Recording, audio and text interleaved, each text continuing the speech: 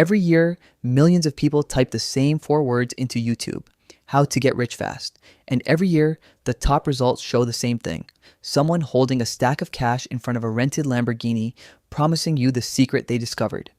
Today, we are going to answer the actual question, honestly, with real math. And it is going to be a lot more useful and a lot more uncomfortable than anything you have seen before. Let's start with the arithmetic, because everything else flows from it. $1 million in 1 year means generating $2,740 every single day. $2,740 net, landing in your pocket for 365 consecutive days, starting from zero capital. That is the actual problem. Keep that number in your head because we are going to run every path through it like a filter. Before we go further, we need to define what $1 million actually means because most content on this topic never does. Revenue is not income. Income is not profit. Profit is not net worth. A business can generate $1 million in revenue and leave the owner with almost nothing after costs, taxes, and debt service. For this video, when we say $1 million, we mean roughly $1 million of personal economic value through net profit, commissions, business equity, or a combination of all three. If we are ever talking about revenue instead of personal take-home, we will say so explicitly. Marcus is 26. He has watched 14 YouTube videos about making $1 million in a year. He has a laptop, $1,200 in savings, and a genuine hunger to change his financial situation. He is not lazy. He is not stupid. He is exactly the person those videos are designed to target. And he is about to make the same mistake most people in his position make. Not because he lacks ambition, but because nobody has shown him how to pressure test a path against real math before committing to it. So let's do that right now, starting with the 3 paths most commonly sold as your route to $1 million. Dropshipping first. The math is clean and it kills the fantasy immediately. Most dropshipping operations run on margins between 10 and 30% on low-ticket consumer goods. Call it 20% to be generous. To net $2,740 per day at a 20% margin, you need $13,700 in daily sales. That is roughly $5 million in annual revenue. From a brand new store with no existing customer base, no brand trust, and no logistics infrastructure. Some people do build dropshipping businesses to that scale. It typically takes years, not months, and requires substantial advertising spend to get there. The math does not close from zero in 12 months for the overwhelming majority of people who try it. Stock market investing. This one collapses even faster. The S&P 500 has returned approximately 10% per year nominally, meaning before adjusting for inflation, over the long run, based on historical data compiled by sources including NYU Stern's Damodaran database and the Federal Reserve's own financial accounts research. That 10% figure is a long-run average across many decades, not a guarantee of what any given year will return. At 10% nominal annual return, generating $1 million in gains requires $10 million already invested. If you have $10 million sitting in the market, you are not watching this video. From zero capital, the stock market is not a 1-year path to $1 million. It is, however, one of the most reliable paths to building substantial wealth over a decade or two. And we are going to come back to exactly why that matters. Crypto trading. This is the one that gets people, because occasionally someone turns $5,000 into $500,000 in a bull cycle and that story goes viral. But here is what does not go viral. A 2021 working paper from the Bank for International Settlements analyzed retail crypto investor behavior across multiple markets and found that approximately 3 in 4 retail crypto investors lost money during the period studied.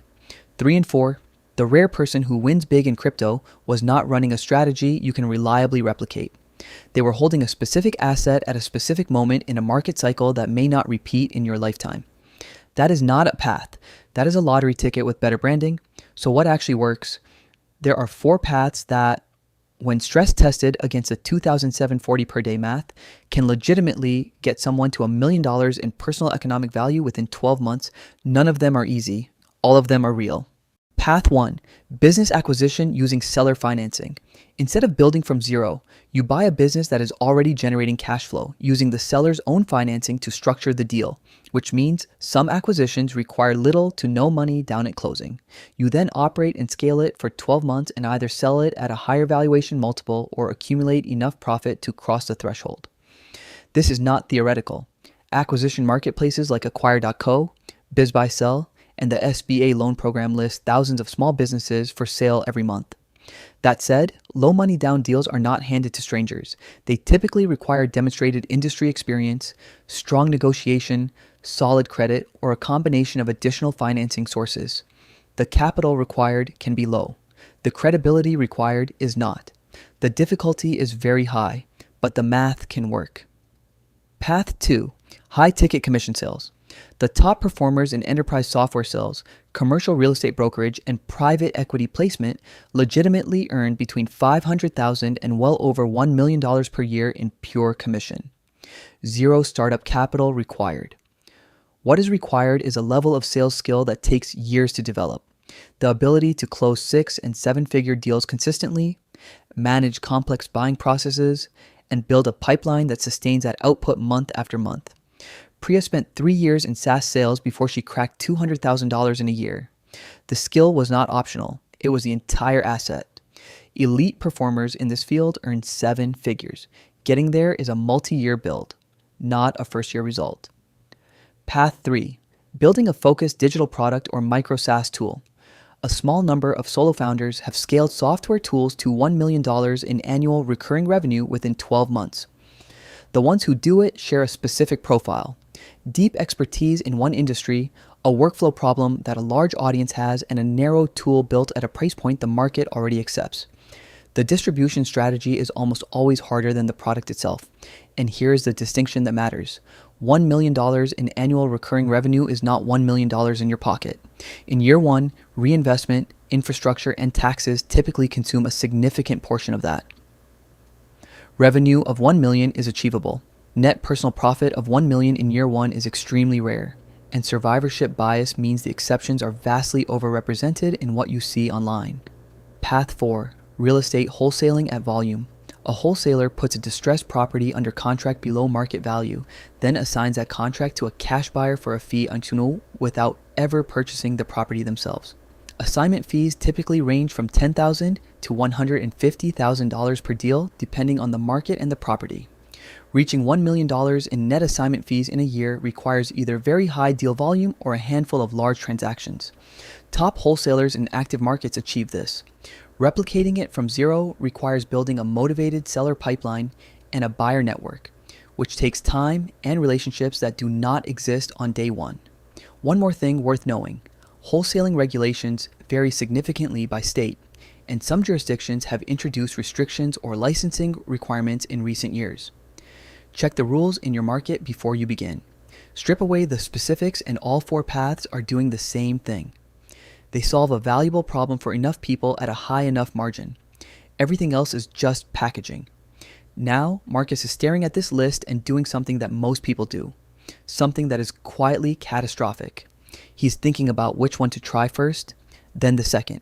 He will spend the next 18 months sampling paths, generating no real traction, and eventually concluding that none of them work.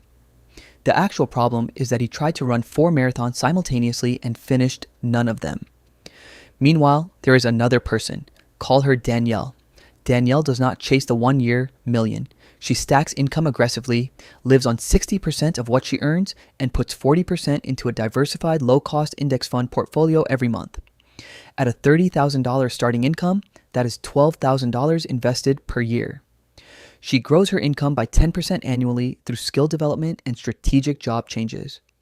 Using the same 10% nominal annual return assumption we applied earlier, a long-run historical average, not a projection of future results, and accounting for her growing contributions, Danielle's portfolio crosses $1 million somewhere in the range of 17 to 25 years, depending on actual market returns and how consistently she executes.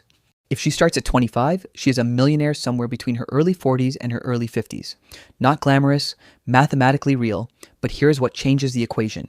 If Danielle builds one high-skill income source alongside her day job, just one, executed properly, and grows her annual income to $80,000 or $100,000 by year 5, the compounding accelerates significantly. More capital entering the market earlier means more time for the capital to compound. Under those assumptions, the timeline could drop into the mid-teens. She potentially hits $1 million net worth in her late 30s or early 40s, not by chasing the 1-year dream, by stacking real skills, real income, and consistent investment behavior over time. There is a well-documented pattern in behavioral economics research, explored extensively in the work of Daniel Kahneman, Richard Thaler, and others studying how people evaluate probability and reward. When a large payoff feels theoretically possible, even when the probability is extremely low, people systematically discount more reliable paths because they feel inadequate by comparison. The one-year framing is not just unrealistic for most people, it actively distorts their decision-making about the paths that would actually work. The survivorship bias problem compounds this. The person who hits $1 million in a year through wholesaling or micro-SaaS gets a YouTube channel, a podcast, and a course. The thousands who tried the identical path and quietly failed. Their story generates no content, earns no clicks, and leaves no trace in the data you see. The algorithm surfaces the outlier as if it were representative. The representative outcome stays invisible. Here is the actual reframe. Stop asking how to make $1 million in 1 year.